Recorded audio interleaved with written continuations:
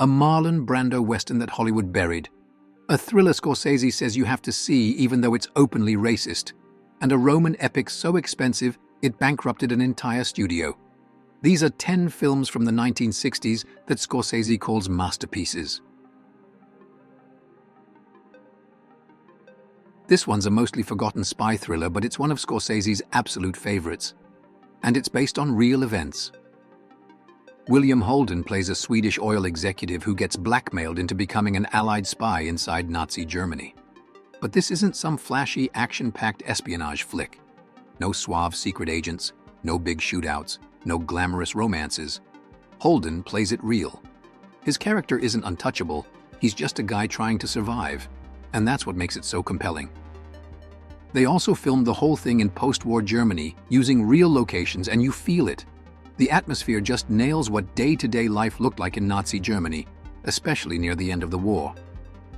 And here's where Scorsese comes in. He said this movie hit differently because at the time most war films were still in black and white.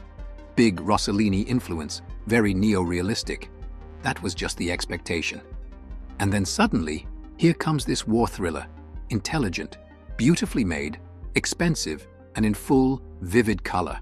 Scorsese even said that for kids raised on black and white war films, seeing this in color, especially the way it used red, gave it this presence, this immediacy, that was actually frightening.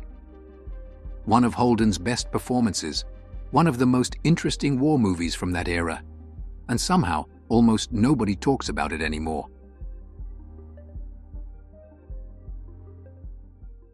This was the last credited film from André de Toth, and he went out with a mean one. Play Dirty is a war thriller starring Michael Caine, and from the very first scene, you can tell this isn't your usual war movie. Caine's driving a Jeep with a dead body in the back, Italian march music playing, and the whole thing immediately throws you off balance. The setup is simple. During World War II, a team of British commandos disguised as Italians has to sneak behind enemy lines in North Africa and blow up a German oil depot. But don't let the premise fool you. This isn't The Dirty Dozen. A lot of people try to lump the two together, but Play Dirty has a completely different tone. It's colder, sharper, more cynical. De Toth's direction is ruthless, and it keeps you on edge the whole time. And Scorsese loves this movie. He once said, "Play Dirty isn't a sadistic film, but it's mean. The characters have no redeeming social value, which I love. They don't think, they just act. They have a job to do, and they're going to do it. The nihilism, the pragmatism, it's frightening." Marlon Brando directed exactly one movie in his lifetime. It made $6 million at the box office, which actually made it one of the biggest hits of the year. And yet, even with that success, Brando never directed again. Why? Because making One-Eyed Jacks was a nightmare. The talent behind this movie was insane. Sam Peckinpah wrote the script, Stanley Kubrick was supposed to direct, and of course Brando was the star, and he had his hands all over the screenplay. Which was bad news for Peckinpah. The two of them lasted about 3.5 weeks before Brando fired him. By that point, Kubrick had already walked away, just 2 weeks before shooting was supposed to start. Despite the absolute chaos behind the scenes, the film still ended up with 2 very powerful fans. Tarantino once said it was one of his top 3 favorite westerns, and Scorsese called it visually stunning and said Brando managed to create something that was a cross between the old style of production and the new styles that were going to come in the 60s. And when people asked him why it flopped, he just couldn't understand it. In his words, "It's unique, so extraordinary and so personal a vision, I can't see how it could have been a flop."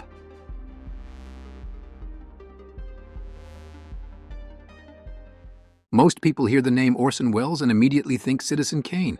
And yeah, sure, Kane is one of the greatest films ever made, but ask a lot of film historians and they'll tell you Welles's best movie is actually Chimes at Midnight. This was Welles's personal favorite of all his films, and it was the last real feature he ever finished in his lifetime. Scorsese has talked a lot about Welles's influence on filmmaking, especially in how he completely changed the way directors thought about camera movement.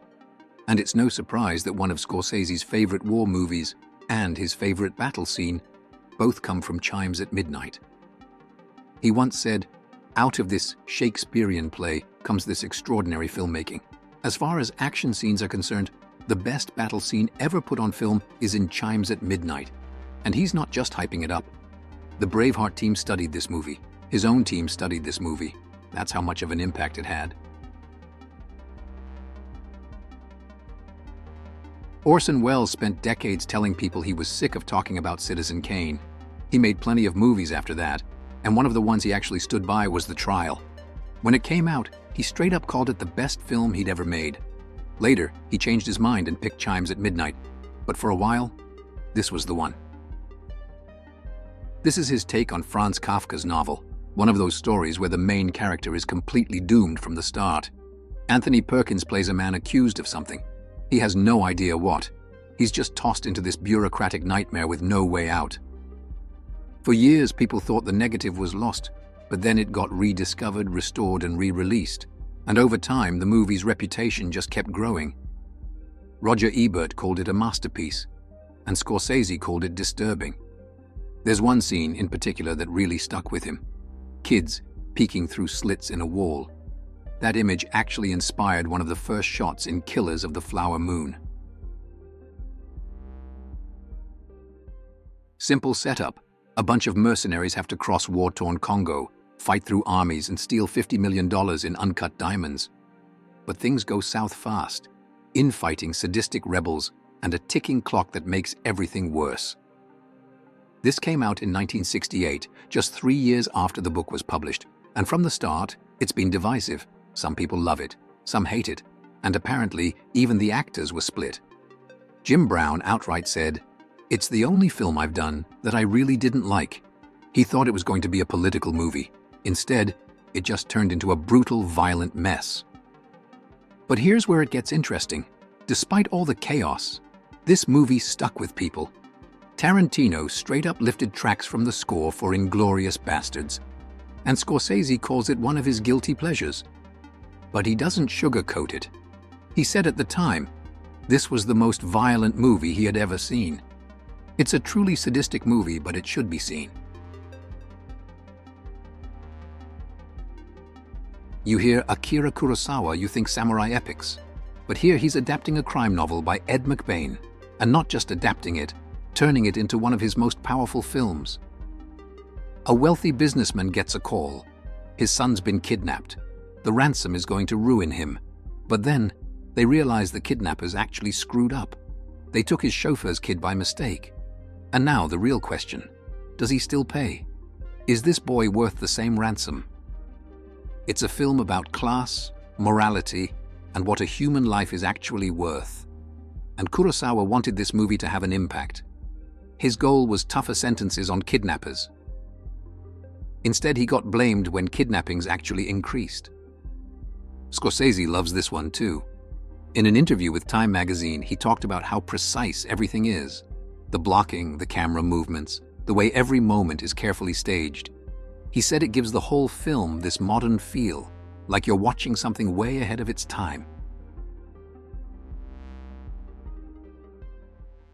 Scorsese could have easily picked his own version of Cape Fear as a favorite, but when he talks about this movie, he means the 1962 original. Directed by J. Lee Thompson, this one has Gregory Peck as a lawyer being stalked by an ex-convict played by Robert Mitchum. And Mitchum is absolutely terrifying here. His character just spent 8 years in prison, blames Peck for putting him there, and makes it his personal mission to terrorize the guy. This was originally meant to be a Hitchcock film. He even storyboarded the whole thing before walking away. The studio kept those storyboards and shot the movie exactly how Hitchcock planned it. And decades later, when Spielberg was set to direct a remake, he ended up handing it over to Scorsese in exchange for Schindler's List. Scorsese hesitated before taking it on, because he held the original in such high regard. He once said, "The original was so good. I mean, you've got Gregory Peck, Robert Mitchum, Polly Bergen. It's terrific." He wasn't alone. Back in 1962, critics raved about Cape Fear. They called the script tough and tight, praised its starkly sinister style, and even described it as a film that provokes disgust and regret. This wasn't just a big movie. This was one of the most expensive productions of the 60s. A budget up to $20 million. It's $204 million in today's money. And at the US box office, it made $4.8 million. That wasn't just a flop, it was a financial catastrophe. The entire Roman epic genre collapsed with it. Samuel Bronston, the producer, never recovered. His production company went bankrupt. Stephen Boyd, the lead actor, blamed this movie for ruining his career. But in terms of spectacle, this thing was massive. Director Anthony Mann filmed for 143 days. The second unit team spent another 69 days shooting action scenes. They filmed in Rome. They filmed in Madrid. This was Hollywood going all in on ancient Rome, and financially, it destroyed them. Scorsese still thinks it's worth watching. He once said, "Today, a film like The Fall of the Roman Empire has the poignant beauty of a lost art. For this was the autumn of the great American epics. They simply became too expensive to make."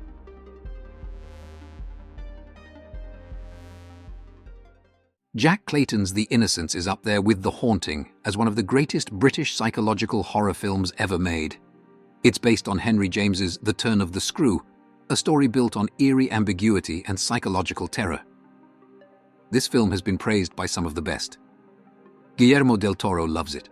Scorsese called it one of his favorite horror films ever. He once said, "This Jack Clayton adaptation of The Turn of the Screw is one of the rare pictures that does justice to Henry James. It's beautifully crafted and acted, immaculately shot by Freddie Francis, and very scary."